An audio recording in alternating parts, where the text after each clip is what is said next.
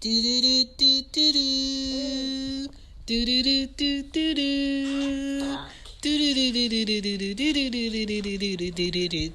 do. What up? This is Shan, and this is Cozy Womb Podcast. This is Ari. Say hi. Hi. Say hi, Anya. Hi. What up? Hey guys, it's Cozy Womb. This is Shan. Welcome to this podcast. It's about parenting, surviving your kids, and pregnancy all in between. Today is going to be more so targeted to fathers and sons and that relationship. This is episode 45. Let's go!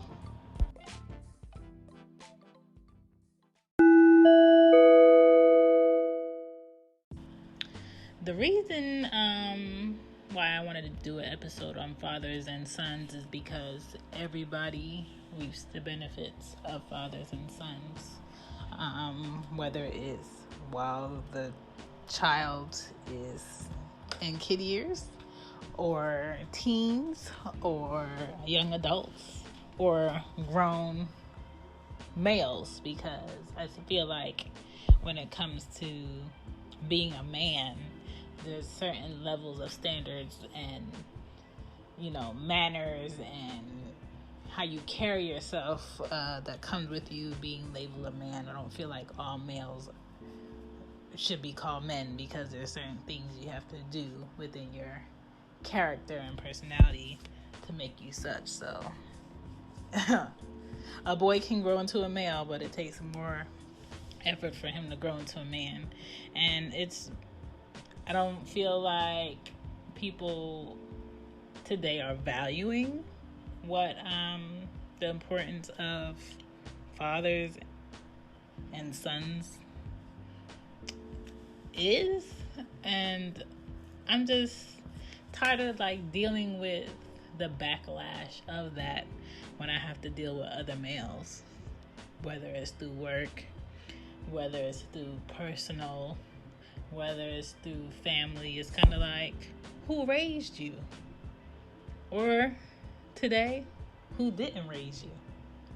Because it's more often that a lot of males today weren't raised by their fathers, or weren't raised where their father was, consistently around. And I feel like what's important between fathers and sons is lacking. What fathers give boys on a regular basis is lacking. What fathers should be doing is lacking. A lot of boys are being, left out with the relationship with their fathers at pivotal ages, like 5 to 8 years, 9 to 14, 15 to 20, and then 20 to 26. And I feel like after a male is 26, you could forget it. Like, they're very stuck in their ways. They already chose who was going to be that example for them as a man. And sometimes the examples they give themselves for what a man is the wrong example. And everybody has to deal with the cons of that. And I don't want to. And I really try my best to keep men around me and males around me who give off a higher standard, who actually, if they have sons, are there consistently and, teach their sons, right from wrong, and teach them standards, and, teach them manners, and teach them how to be picky. Like, I don't want any male around me that has a son that doesn't do everything he's supposed to do as a father. That's why, I can't understand how some males have male friends who don't take care of their children and don't consistently become involved in their kids' lives, and think that's okay when you actually do for your child. I don't separate that, because that says something about a father's character when he doesn't do for his child and he knows he can or he's able. But we're going to focus on, what a father should be doing to develop better bonds with their sons. and what examples society and the outside world benefits from that, and how that helps their sons become greater men. That's what I'm going to focus on. I'm not really, wanting to focus on the negativity, because the negativity is not going to bring about anything positive. So, we're going to focus on that. So, first and foremost, I think what's important when it comes to fathers and sons is honesty. Honestly letting, you just be open with your son and letting them know that, hey, you're imperfect. All of the things that I'm telling you to be, I'm still working on those things too. Just making sure the lines of communication are always open. I don't want, if I have a son that he feels like he can't come to his father for something. I don't want him to feel like he can't come to me for something, but because I am a female, of course, a boy may not want to talk to me about something. But it should always be like an open door thing to talk to your father. And fathers need to let that be known. Fathers should give boys on a regular basis a sense of how to have integrity about what they do and how they do it. How to be responsible. What does it mean to be a gentleman? How to respect women and how to love others. Because society gives off this fake facade that, to be a man, you don't show emotion. To be a man, you command a woman to do such and such. To be a man, you do what you want to do. And that's not life. That's not how life works. And a lot of boys and a lot of males are going to have a hard time if they think that's how life works. And if you're a father teaching your son that that's how life works, you're setting him up for a lot of failure. So just dig into that. Dig into what integrity is. Dig into what it is to be a man and love others. Dig into what it is to respect a woman. Dig into what it is to be responsible as a man, as a young man, as a boy. Dig into what it is to be honest. All fathers should show interest in their son's interests. Meaning, just because you're into football doesn't necessarily mean your son may be into football. Maybe he wants to do soccer. It's not your job to mold him into a football player if he doesn't want to play football. You know what I'm saying? If he doesn't want to be a mechanic, it's not your job to mold him into being a mechanic. If he doesn't want to be a barber, it's not your job to mold him to be a barber. Your job is to find what his interest is and feed that. Maybe that can become like his career, his loves. You know what I'm saying? Maybe that can be the thing that takes you out of retirement if he does a great job at it. But feed his interest. That's your job as a father. You guys should be doing tasks together. Take him out, show him how to do things men do. Show him what tools are what. Take him to Home Depot with you. Take him to the mechanic with you. Take him wherever you need to go to do whatever it is that you do as a man. Take your son if you can take your son. Listen to them when they want to talk or vent about something. Even if you think it's small, just listen. Sometimes kids, young men, young boys, don't need you to do anything else but listen. And some men, because they feel like they know more or they know so much or, that's not nothing big, cut your sons off. And when you cut your sons off, it's kind of like you're telling them what they think doesn't matter. So just listen and then go ahead and give your 2 cents. Don't tease them when they're emotional. I have 2 nephews who are very emotional. Why? Because my brother is a very emotional man. He has always been. Don't tease them when they're like that, because you don't want them to grow into males who don't want to show emotion to their own kids. You don't want them to grow into males who don't show emotion to their wives or the women that come into their life that want to build with them, and because they just shut down when it comes to emotions, they don't want to deal with it. All of that has to do with how you deal with them when they're in their emotions as young boys. Attack the big talks, meaning big talks as far as sex, drugs, girls, associates versus friends. Attack those head on. Don't try to inch it in with like a slick comment. Just attack them straight on. Because if you attack quote unquote big talks, they're not going to turn into a big issue later. If you attack big talks, they will not turn into big issues later. That's it. Same thing with girls. If you're a father and you have girls, same thing. If you attack big talks on a regular basis, they won't be a big issue later. It'll just be a thing that they know their father is not with. Just a standard of being. If she don't get this kettle, thank you. Get in their biz in a cool way. Meaning, not to be annoying or whatever, but always be interested in what your child is into. Always be interested in what went on in school today. What happened after school today. What happened at your boy's house today. You know what I'm saying? What happened at work today. Be interested.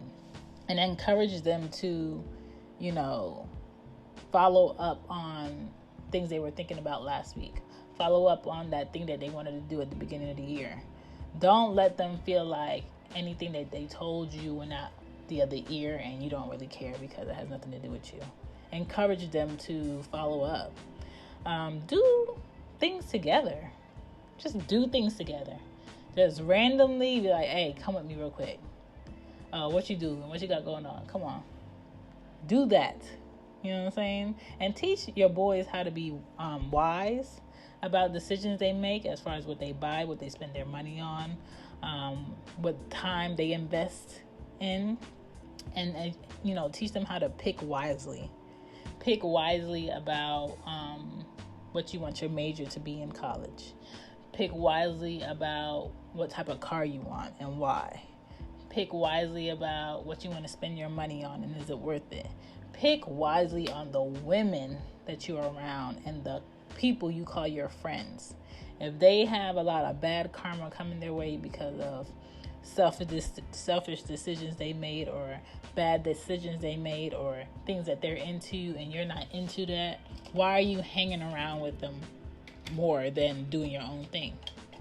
You know what I'm saying? Keep that on a high and by thing. It's not saying that you're better than that person, but you know better. And then when you know better, teach them how to listen to that instinct that they have. Because that's always going to be with a man. That's always going to be with a young boy. That's always going to be with a teenager. That instinct. Teach them how to listen to that. Girls listen to their instincts better than boys because boys let their wants take over first. But if, as a father, you teach them how to listen to that first and teach them that they need to go with that first, they're going to be better off. Teach them man manners. Opening the door. Giving a older woman or a pregnant woman or a lady a seat, even though they don't want to stand up. Teach them, how to let a girl go first or a lady go first. Or when someone comes to a restaurant table, let a lady order first. Let your mom order first. Teach them all of that. Teach them how to do that tie correctly. What clothing they need to be wearing for what event. Why different socks matter. Why how you present yourself at the beginning matters. How to just have like a standard about everything you do. As a father, teach your boy that. Like, that's important. Show him you can be a man and still hug another male. And not be quote unquote gay. And not be quote unquote soft. And not be quote unquote a sissy. None of that. Show him that it is okay for me to be a man as your father and hug you to show affection. And at the end of the day, I'm still that man. At the end of the day, you're still my son. And if you want to hug your brother or your sister, that's okay to do. That's an okay emotion to show. Show them that that's okay. Be an example. Don't tell your son that you know what, you need to respect women and you disrespect women. Don't tell your son, you know what, you need to be honest and you're constantly lying to their mother or your wife or your girlfriend. Don't, tell them, you should be doing this and this and this and this and this, with your money that you're making from cutting grass or selling whatever you're selling on the side, or working your job at, this fast food restaurant. You should be saving it up. And every time you get paid, you out there spending your money on shoes, spending your money on going to the club. You know what I'm saying? Don't teach your son what you're not doing. Be the example. Let him know he doesn't have to be you, but you require him to be a better version of you. That's important. Let your son know he doesn't have to be you, but you require him to be a better version of you. Because as a mother, I don't want my daughters to be me. I want them to be a better version of me. I can hope and pray that they can be a better version of me. But I don't want them to be me. I want them to surpass my levels. You know what I'm saying? Every parent, that should be the goal. Surpass me. Let your son know that he matters to you. A lot of fathers like to say, you do matter. That's why I wake up and I go to work. That's why I make sure I pay these bills. That's why you got clothes on your back. That's why you got food on the table. That's your obligation as a parent. But sometimes you have to verbally let your son know that he matters to you. And I have nephews who have moments of feeling like they don't matter to their fathers right now, because my brothers may not be verbal enough about that. And I feel like my brothers would be more verbal if they were girls and not boys, and that shouldn't be a thing. You know what I'm saying? That should not be a thing. Let him know that you love him on top of loving acts. That goes hand in hand with letting them know that they matter. You can do acts of love towards your son, but at the same time, you need to let him know that, hey, I love you. Have a good night. Hey, I love you. Have a good day at school. Hey, I love you. I see you when I get back. Because you really don't know.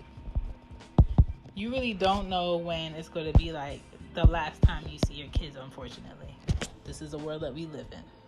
You don't know what's going to happen from 9 a.m. to 9 p.m. But you don't want your last words that you said to your son to be something negative.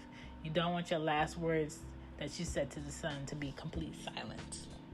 Let him know that every achievement he makes, you're proud of. Don't be a silent, proud dad. Be a loud, proud dad when it comes to your sons, because a lot of these grown males out here are in their late 30s, their 40s, still having a chip on their shoulder about their dad not doing enough. And that's why they ain't really doing the most that they can do for their kids. And that's why they're out here treating their women like crap. Because they feel like my dad didn't do X, Y, and Z, so I'm not going to do X, Y, and Z. I ain't going to be out here being no chump. But at the end of the day, you the only chump that's seen, because ain't nobody looking at what your dad did in the past. You the only one dwelling on that. All of that needs to be nipped in the bud at the beginning. And that's going to start with father and sons at age 5 to 8, 9 to 14, 15 to 20, and 20 to 26. Because a lot of negativity that happens between 9 to 14, 15 to 20, can have that young boy having 30 years to life with no parole. Could have that young boy having life in prison off of doing something dumb that they weren't taught not to do from their father. So just nip it in the bud is all I'm saying. And that's going to come with your relationship through fathers and sons. All the women in your life are going to appreciate it. I'm going to appreciate it. And I want to see more fathers and sons really doing some positive things out here. That is all I'm saying. This is Shan. This is Cozy Womb. Deuces.